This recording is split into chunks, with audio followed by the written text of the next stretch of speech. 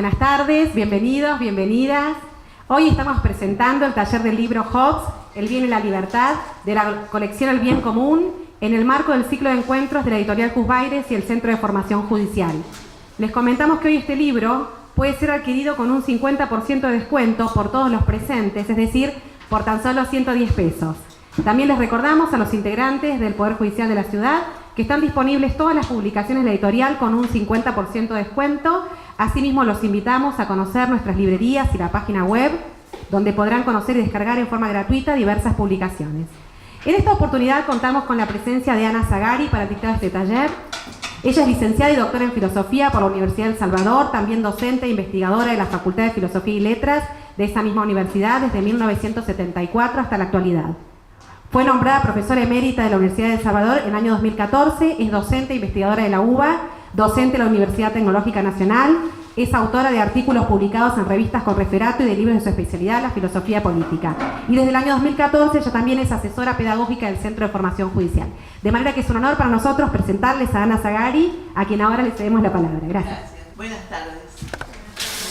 Lo primero que tengo que hacer es un mea culpa, porque yo mandé una especie de guía y resulta que se me tipeé mal donde dice en el primer renglón: Hobbes, filósofo materialista del siglo XII, es del XVII.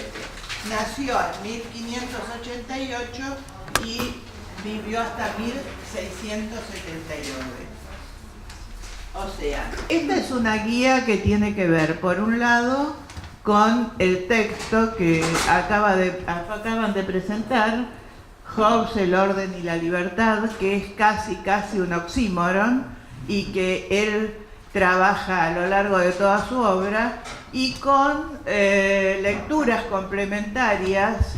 Yo creo que les mandé algún capítulo de un libro mío y de autores que, proveniendo de no solo de la cultura anglosajona, sino de la continental, como Bobbio, como Sarcá, como Espósito, como Nancy, se han preocupado por este filósofo que marca un antes y un después en la historia, no solo de la filosofía, sino de la historia. Es el primer filósofo que podemos llamar político de la modernidad, aunque él dice que inventó la filosofía civil.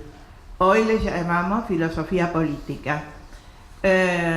No es que nadie antes se haya preocupado por el vínculo entre la filosofía y la política, porque si nosotros hacemos una mirada hacia atrás, reconocemos rápidamente que nacieron juntas. La filosofía nace en la polis es una estrategia que requiere de una organización conceptual diversa de la que se tenía con el Basileus, por ejemplo. La democracia, que no es por supuesto la que hoy disfrutamos, padecemos, nace precisamente en esa capacidad que tenían los hombres libres, nacidos en Atenas, mayores de edad, patricios, de definir los asuntos de la ciudad, de la mujer ni hablar. Y a lo largo, nosotros tenemos una marca en nuestra formación muy ligada con los conceptos y las producciones europeas, siempre a favor o en contra. La filosofía y la teología estuvieron ligadas con la política, a tal punto que hay un paradigma que yo llamo, con un grupo de investigadores, ontoteopolítico, por el cual no se puede desagregar lo ontológico metafísico de lo teológico, no de la religión. Por ejemplo, en el concepto de soberanía, de lo político. Ese concepto, soberanía, es un concepto princeps que comienza mucho antes de que Hobbes lo tome, pero la novedad que trae Hobbes y con él toda una corriente llamada del contractualismo es cómo pensar esa relación. ¿Quién es Hobbes? Él dice que cuando nació, no voy a hablar de su biografía, pero esto hace a su filosofía, su madre contó que parió mellizos, él a Thomas, y el miedo por la posible invasión de la Armada Invencible española a las costas inglesas. El miedo es el pathos o el pathos que acompaña todo el pensamiento de Hobbes, porque lo que él plantea es que es el miedo, no el terror que inhabilita la acción, pero sí el miedo lo que a la vez mueve, organiza y estructura las relaciones, los vínculos, las instituciones. Su texto más importante, como ustedes saben, es el Leviatán. Cualquiera que haya tenido en sus manos un ejemplar sabe que esa reproducción del original muestra a un gran hombre en cuyo cuerpo se alojan una serie de hombrecitos. Y en ese punto entonces el Leviatán sería la máxima expresión de lo humano ligado con ¿qué? Con el poder. Leviatán es un monstruo marino. La Gran Bretaña es una isla. Por lo tanto, esa alusión a ese monstruo tiene que ver también con su entorno. Es un monstruo que tiene la doble condición de organizar, de asumir el poder de la vida en general y de sembrar terror. Ahí en el Leviatán se pasa del miedo al terror, pero casi de manera inevitable. ¿Cómo llega Hobbes a esto? Él, como todos los pensadores de la época, hablan de que el hombre viene de un estado de naturaleza, un mito que podemos asociar con lo que después Rousseau plantea como el buen salvaje, que piensa que estaría en alguna isla caribeña, pero que en realidad es un mito por el cual el hombre es absolutamente libre e igual a cualquiera de sus congéneres. Maravilloso. El problema es que el hombre sabe de su poder, de su deseo y de cómo, y Hobbes lo plantea claramente, el deseo es movimiento, y una vez que se logra el bien o el objeto del deseo, el deseo vuelve a ponerse en marcha. ¿Qué sucede? Sucede entonces que me confronto con el otro, que muy probablemente desee lo mismo. Ahí sería la primera parte del conflicto. La otra es que los bienes en cualquier lugar, aunque sea el más abundante, son finitos, y el deseo humano es infinito, se pone constantemente hasta la muerte, ¿no? En eso Sartre, no sé, Bobbio no me acuerdo tanto, pero Espósito asocian mucho a Hobbes con una especie de antelación de lo que Freud va después a afirmar respecto de el sujeto, ¿no? Movido por Eros y Thanatos, y en esa lucha se está permanentemente. Es la muerte entonces para Hobbes y el miedo que tenemos a la muerte lo que nos habilita y a la vez nos inhabilita para ser. En el estado de naturaleza lo que sucede, dice Hobbes, es que finalmente se da un estado de guerra generalizado, de todos contra todos, y que, movidos por el miedo,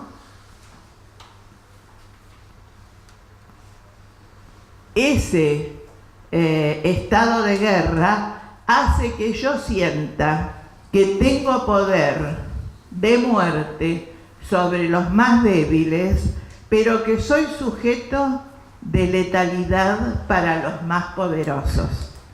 Y en ese escenario es que en el estado de naturaleza lo más probable entonces, dice Hobbes, es la extinción de la especie.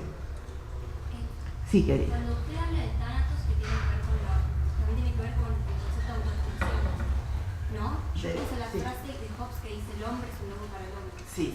Ahí, en ese estado de naturaleza, ahí, en ese estado de naturaleza es cuando él define al hombre como lobo del hombre, ¿no? Porque el conflicto, la violencia, la agresión por la primacía individual, los hombres son átomos, él es filosóficamente hablando, es un materialista, mecanicista. Todo se va resolviendo por el movimiento de la materia. Pero es muy probable que no haya contacto entre las cosas. Y en el caso del hombre, lo que hay fundamentalmente es ese contacto del miedo. El vínculo es el miedo. Por eso habla del hombre como lobo del hombre. Yo creo, por otro lado, que el conflicto, más allá de cualquier ley y de cualquier organización, siempre está presente. Pero ¿qué quería Hobbes? Quería encontrar una fórmula que hiciera que esa violencia en acto permanente pudiera pasar a estar latente, no a desaparecer, pero sí a estar en estado de latencia, para lo cual, él mismo dice, inventa una terceridad llamada Leviatán. Él es un gran antropólogo, un gran matemático, pero su obra cúlmine es el Leviatán. Pero en todas aparece esta antropología del pesimismo, podríamos decir, y su constante preocupación es la cuestión de la paz. ¿Cómo hacer que vivamos juntos en paz? Que él mismo dice es de los estados más escasos en la historia de la humanidad. No solo ese miedo que sintió la madre por la Armada Invencible, que después Inglaterra derrotó, pero ese es otro tema, sino las guerras intestinas durante todo el siglo XVI, no solo políticas, sino religiosas en Inglaterra, configuraban un escenario de miseria, de muerte prematura, de hambre, que era lo que él pretendía subsanar. ¿Cómo? Esta es la cuestión, ¿no? El cómo. Hay muchos autores, pero creo que Hobbes es el que comienza a hablar de un pacto. Aquellos que él llama multitudo, que están en ese estado de naturaleza y comprenden la muerte inminente, en un determinado momento también mítico, se reúnen para ver si es posible que ese poder que cada uno tiene, esa libertad que cada uno tiene, pueda ser resignada, por lo menos en un quantum, y trasladada a un tercero, como para que ese tercero, que vamos a ver que es el soberano, Hobbes era un monárquico empedernido, pudiera a la vez organizar lo que ahora llamaría Hobbes la sociedad, porque a partir del pacto aparecería la llamada sociedad civil, pero a la vez concentraría prácticamente la suma del poder. ¿Quién es el soberano? Más allá del rey Carlos, que era el que estaba reinando en ese momento. Dice un jurista francés anterior a Hobbes, soberano es el que dicta la ley y está por afuera de ella. Quiere decir que ahí hay una figura nueva que no solamente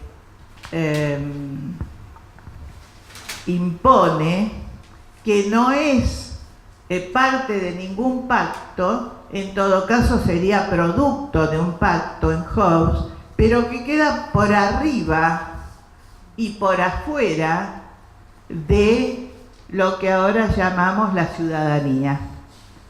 En ese, cualquiera que me pueda interrumpir, yo encantada, que me pregunte, en ese pasaje del estado de naturaleza al estado civil, sigue primando el mismo patos. Es el miedo el que nos hace contratar, el que nos hace pactar. Es la necesidad de seguir con vida, de conservar la vida, de mantener el mayor tiempo posible mi vida, lo que hace que resigne ese poder y esa libertad que en el estado de naturaleza era total y letal, total letal. Sí. Y ahí en ese punto, ¿cómo se elige el soberano? ¿Se autoelige, lo eligen? Porque siempre fue primero Dios, justamente el rey, el príncipe, pero ¿cuándo es soberano el pueblo? O sea, mucho después, pero... En Freud, en Hobbes, la soberanía por única y exclusiva vez reside en esa asamblea originaria por la cual se resigna el poder tuyo, mío, etc. Exacto, hacia un tercero. En la historia real es lo que vos decís, ¿no? El soberano se plantea en una línea de soberanía divina, de filiaciones, etc. Pero lo que él en algún modo querría es darle cierta entidad a esa multitud constituida en asamblea que tiene el poder de elegir a un tercero. ¿Cómo se elige a ese tercero? Eso es interesante en la filosofía de Hobbes. Hay dos dos fórmulas del pacto, pero la más importante, dice Bobbio, que también dice que Hobbes es el filósofo de la paz interior, que era lo que a él más le interesaba. La fórmula es la siguiente: juntos en asamblea, cada individuo decide resignar hacia un tercero su poder y su libertad. Sí y solo si lo haces tú y tú y tú y todos los integrantes. Quiere decir que bajo la fórmula del doble condicional, Hobbes establece ese pacto. No es un pacto de sangre, no es un pacto filial, es un pacto que torna al estado de naturaleza en estado civil o ciudadanía. De todos modos, es evidente que hacia lo que él apunta, más allá de la monarquía, de Cromwell, de su exilio en Francia, de la quema de sus libros, del problema con la Iglesia terrible, porque quiere separar precisamente la fe de la razón y dejarla para el ámbito privado. Él dice que cada uno profese su confesión, pero que eso no sea parte de la cosa pública. ¿Qué había preguntado yo? ¿Cómo logra esto más allá de la realidad de Carlos y de lo que pasaba en Inglaterra? La figura del Estado, que es ese monstruo a la vez temible y necesario, es la que encuentra Hobbes para plantear la concentración del poder y de la fuerza, la legitimidad. ¿Vieron cuando decimos las fuerzas del Estado? El monopolio son... Bueno, eso viene de hace mucho tiempo, ¿no? Pero porque hubo una resignación, una sumisión, un sacrificio, va a decir Espósito, de la propia libertad, de la propia potencia, hacia una entidad que queda por encima y aparte del pacto.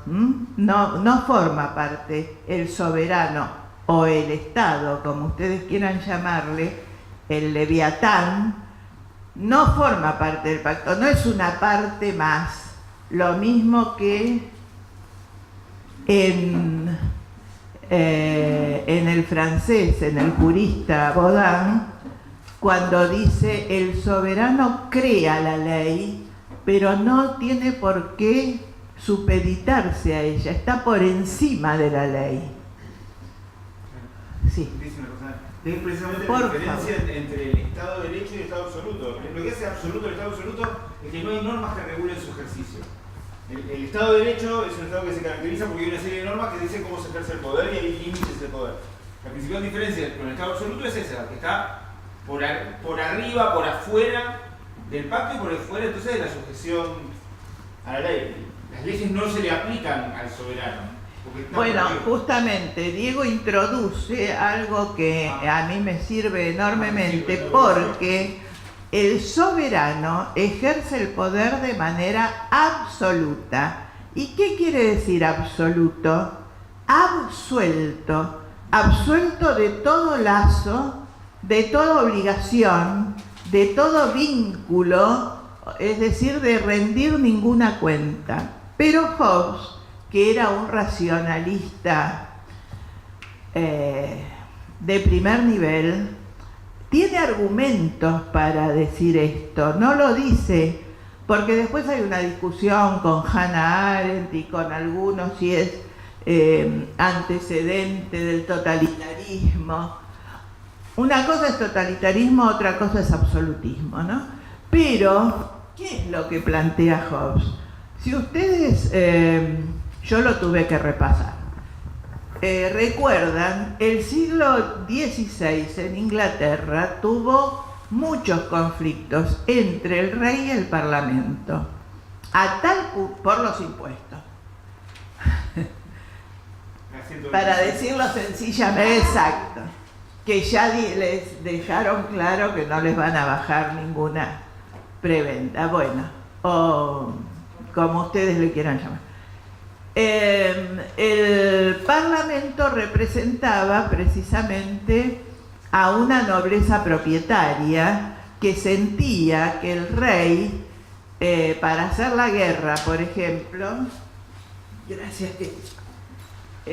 cada vez más subía los impuestos, y entonces ellos le presentan una petición, un bill se llama en inglés, una petición donde expresan sus exigencias.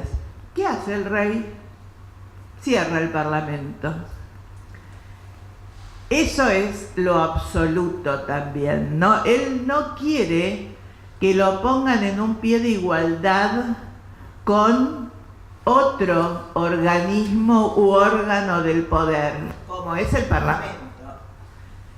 Pero cerrar el Parlamento no produjo soluciones, porque Carlos termina muerto, no me acuerdo si en la horca o dónde, ¿no? En el cadalso, porque la rebelión de quienes sienten la injusticia de pagar demasiados impuestos para sostener a una corona que no les da, no les devuelve ningún beneficio, resulta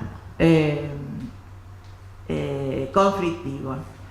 Pero Hobbes dice lo siguiente, porque esto se lo reprochan también los filósofos contractualistas que le siguen a él.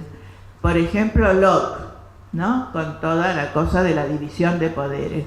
Yo creo, quizás por mi amor a Hobbes o por mi desconocimiento de los demás contractualistas, que Hobbes, a la objeción de que debe haber parlamento, multiplicidad de voces, discusión, diálogo, etcétera, contesta: el parlamento sería la sede de la replicación del estado de naturaleza, porque si en el estado de naturaleza cada uno, sintiendo que tiene el poder, la libertad y la razón, pelea por lo que quiere, los parlamentarios que responden también a intereses pelean en la forma del diálogo o de lo que fuere, discuten, etcétera, y se reproduciría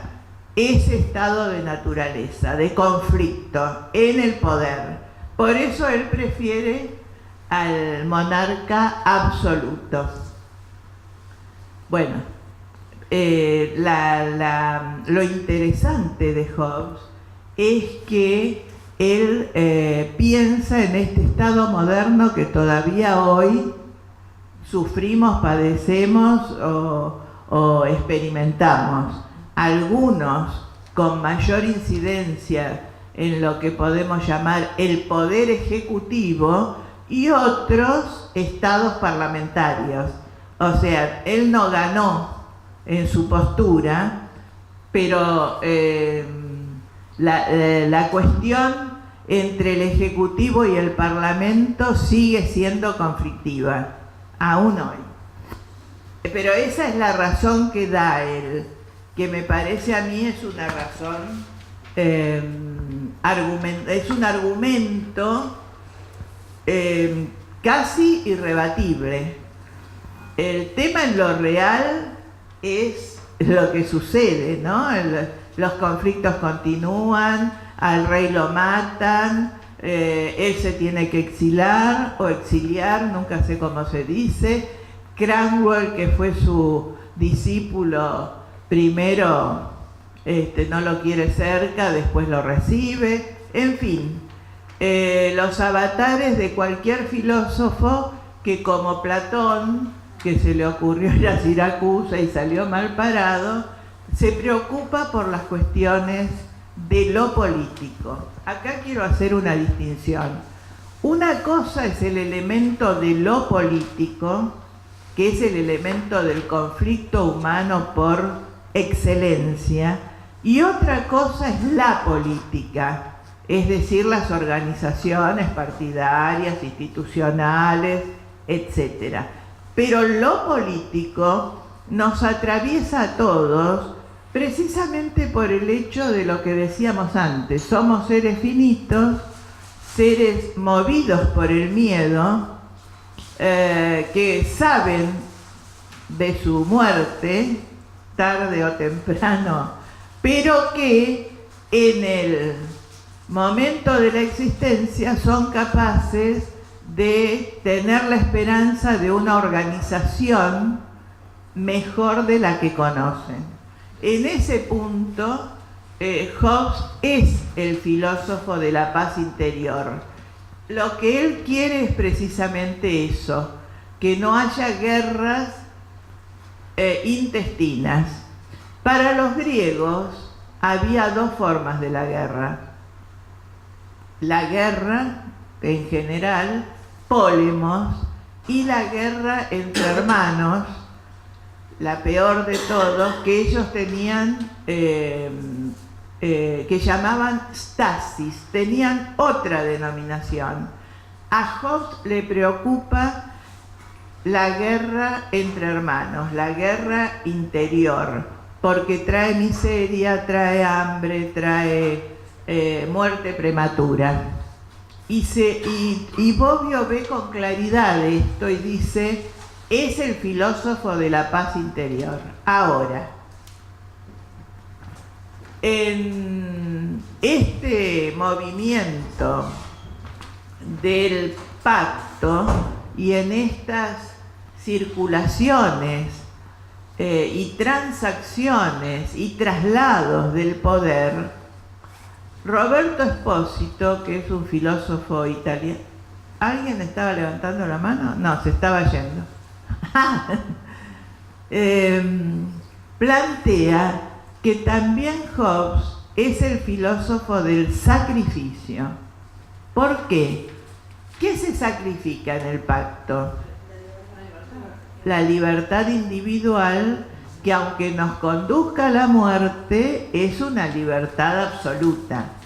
Y hay otra cosa que se le reprocha a Hobbes, y es que el pacto es un pacto entre cada uno y el soberano. Y lo que allí se rompe, dice Espósito, es la posibilidad del lazo social. Se crea la sociedad civil, se rompe la comunidad. Esta es un poco la tesis de Espósito, ¿no? Eso claramente es uno de los primeros filósofos liberales en el sentido individualista. Claro, claro. La sociedad no es un órgano colectivo, sino que es por la decisión racional de cada sujeto individual existe. Exacto. No hay nada de natural, no somos seres sociales por naturaleza. Claro, no. claro, Somos no. seres sociales artificialmente.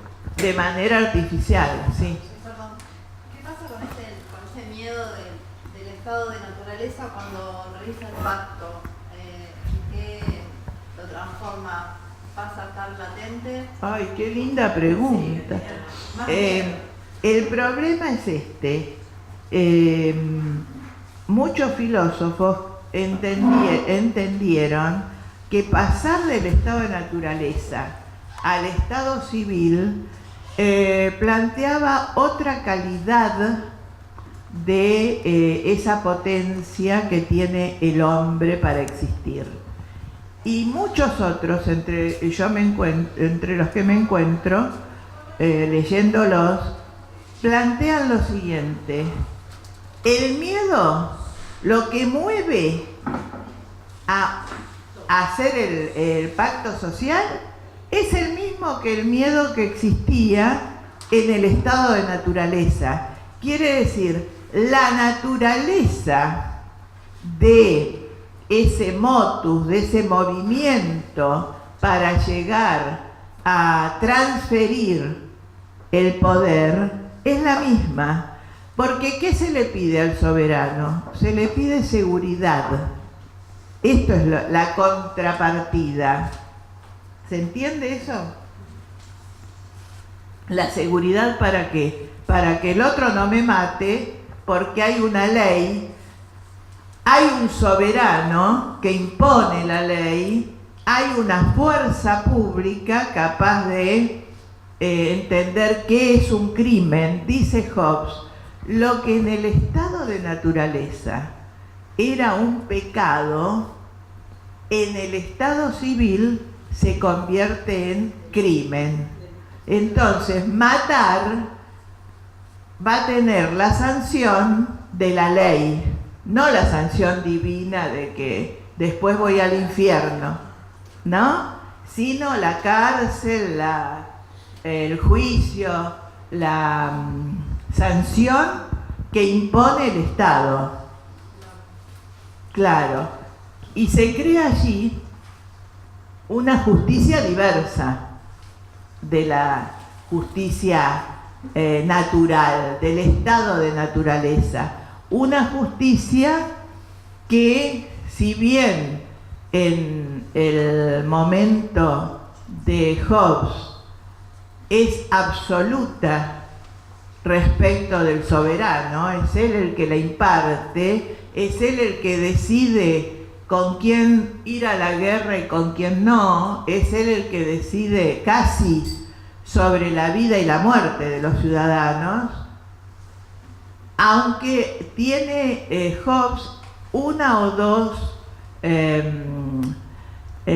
pautas, uno o dos momentos donde habla de la resistencia a la autoridad.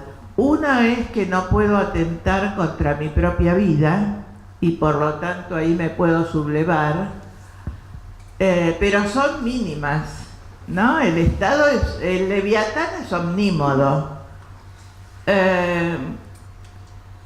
pero el sacrificio también está presente. Entonces es resignar la libertad a cambio de la seguridad, pero en un estado absoluto que fundamentalmente mueve por el terror.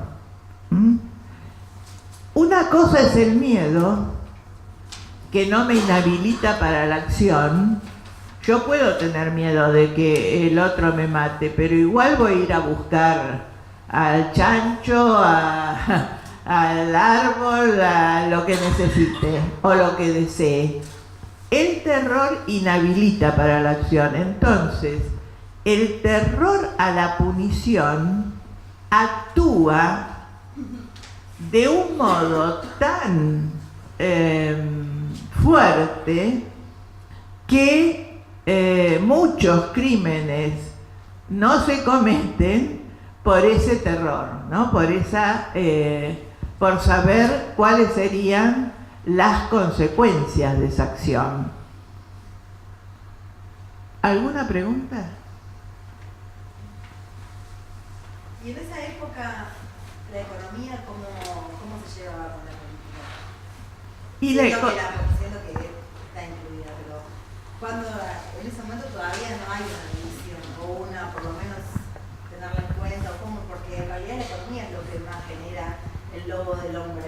Bueno, pero precisamente ahí aparece el tema de la propiedad privada, que era en el estado de naturaleza inexistente, y precisamente cuando aparece la cuestión de la propiedad privada es también cuando aparece esa petición, ese bill para que no me cobren tantos impuestos, y ahí está la discusión entre el mercado y el Estado, por decirlo. Empieza ahí, porque antes no había mercado, porque había feudalismo hasta poco tiempo. Exacto. Antes. Está empezando.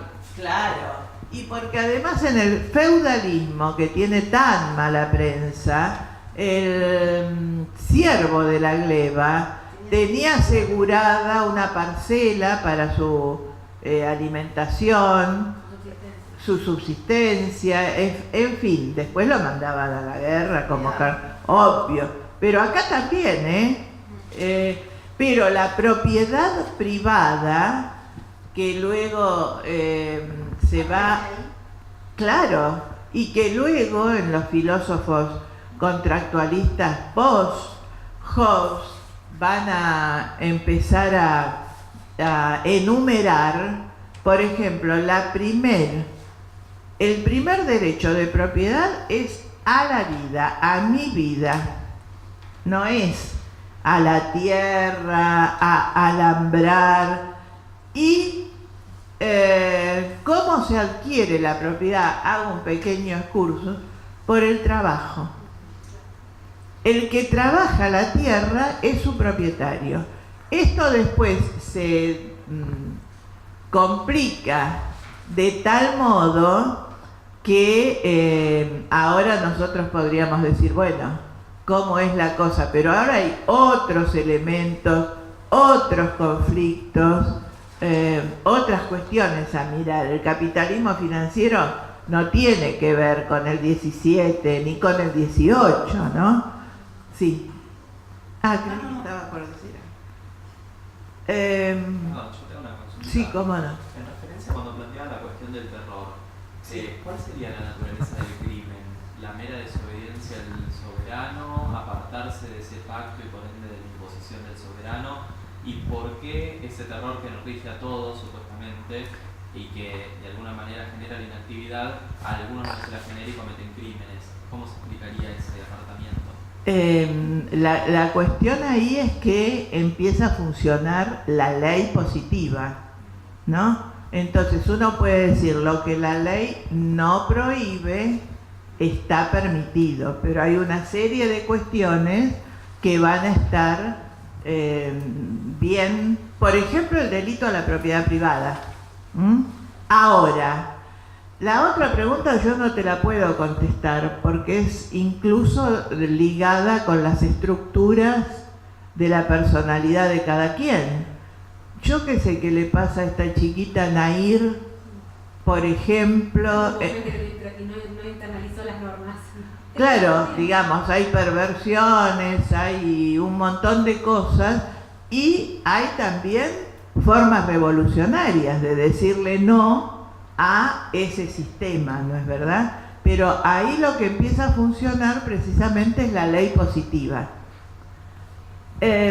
Otra cosa que quería decir, y después si quieren hacemos una ronda para preguntas, críticas y lo demás, es que es muy interesante pensar cuál es la filosofía que mueve a Hobbes. Dijimos que él es un materialista. Eso nos queda claro, digamos. Lo que es materia.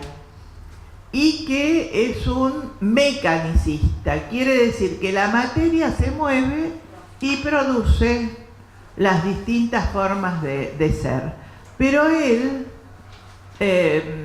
va más allá y dice que todo es producto de la materia, aún el número o los conceptos más abstractos que podamos suponer provienen del movimiento de la materia. Y también dice,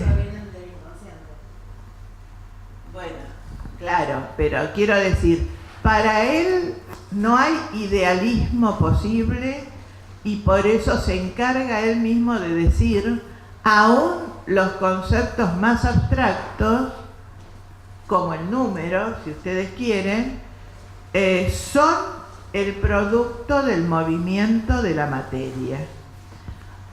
Y hay otra cuestión interesante en su pensamiento. Él fue un gran admirador de Euclides y un gran denostador de Aristóteles, pero bueno, por diversos motivos.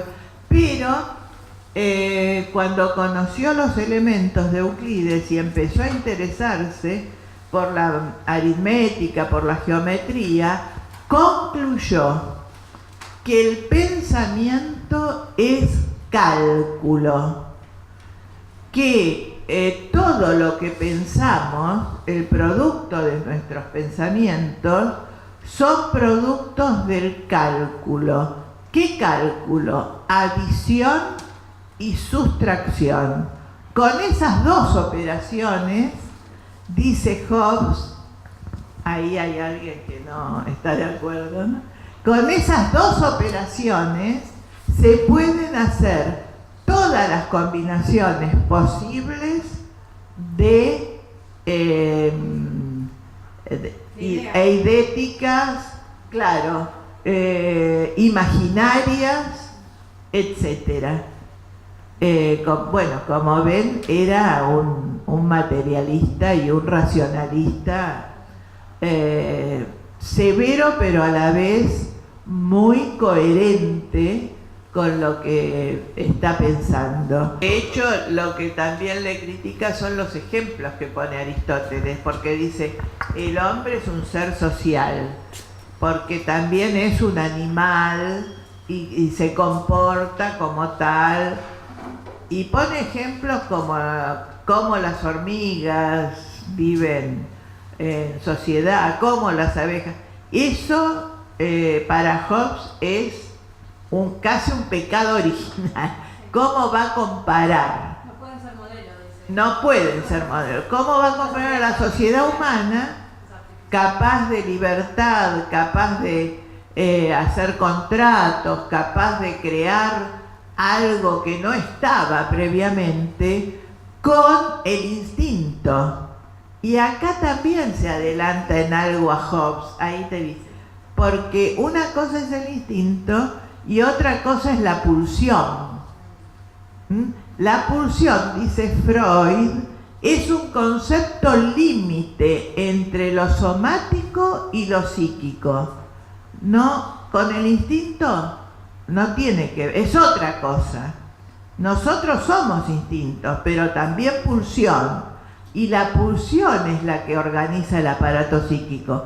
Cuando Hobbes le discute eso a Aristóteles, que nos pone en un mismo rango que a las hormigas o a las ovejas, está diciendo eso: el hombre no se mueve solo por los instintos, hay deseo, porque sabe de su finitud, y eso organiza de otro modo a este ser que llamamos humano.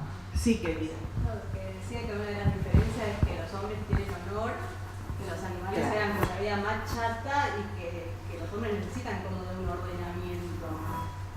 Bueno, el tema del honor es una de las características precisamente de la libertad.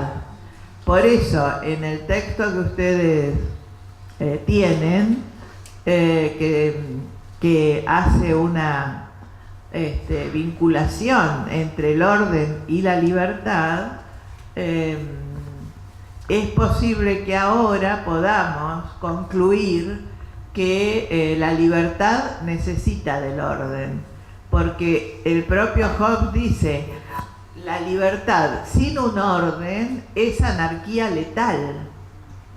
Y el honor son los valores que plantea Hobbes, porque él dice que en su deriva materialista, que para el hombre es importante tener, ¿no?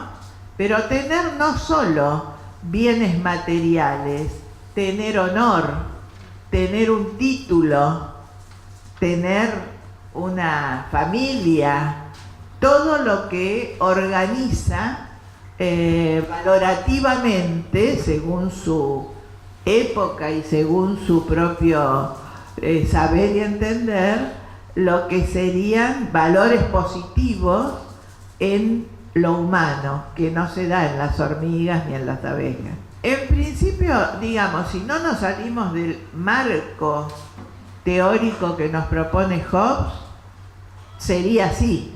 porque en el estado de naturaleza al final lo que hay es anarquía.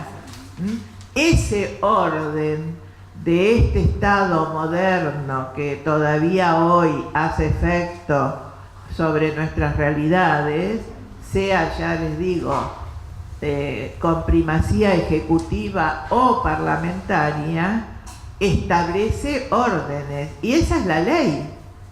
La prescripción, lo prohibido, lo permitido, que en el estado de naturaleza no se da. Está todo permitido y por lo tanto me pueden matar en cualquier momento.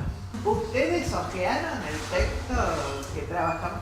¿Hay alguna pregunta sobre ese texto? Porque yo, sabiendo que lo tienen, sabiendo que les mandé también parte de un texto mío, traté de plantear algunas otras cosas, ¿no?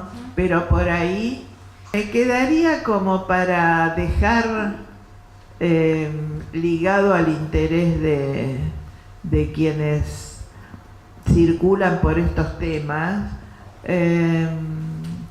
cómo los filósofos que continúan a Hobbes tienen como gran interlocutor a él. Por eso yo en el inicio de la charla decía que él es un pensador, un filósofo bisagra entre el antes y el después de su obra, y que esa filosofía civil, que él mismo dice que la inventa, que es el inventor, el creador de la filosofía civil, es un mojón que, aunque hoy llamemos política, nos permitió a las generaciones próximas a él y a todas las demás, aunque sea de manera implícita, entender que filosofía, sociedad o el pensar la sociedad, lo político, están vinculados y entrelazados como estuvieron en el principio, ¿no? Él fue un filósofo antidemocrático, podríamos decir. Hay algunos autores que plantean que la democracia se ve en Hobbes en acto solamente en el momento mítico de la asamblea.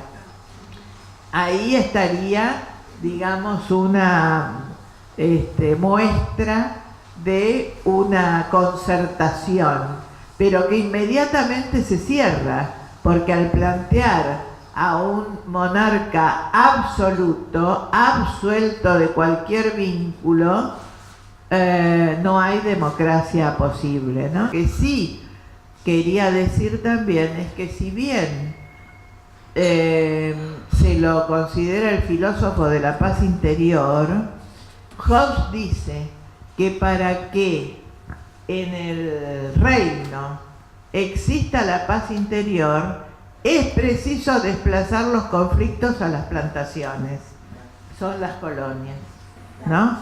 Él claramente entiende que hay una legitimidad que viene de lo imperial y que subsiste aún hoy en Inglaterra, de tener colonias y de que no solo las colonias sean proveedoras de alimentos y materias primas, sino que es necesario que los conflictos se desplacen hacia ultramar para conservar la paz interior.